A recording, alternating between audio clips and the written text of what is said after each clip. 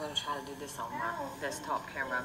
I'm going to do just a major arcana reading because I'm still working with the minor arcanas and there's too many of them. But we'll just do a one card reading to see what Sandra might need to know from her higher self. So I'm going to think about you as I shuffle these. Oh, shit. I really should read that one because it popped out on me. So you got the Hierophant. That's good. That means that you are like a teacher. You have the knowledge and you want to share it with others. You're the one that people might come to. I guess since you've been doing readings and stuff, keep doing what you're doing as far as reading for other people and learning. You never stop learning.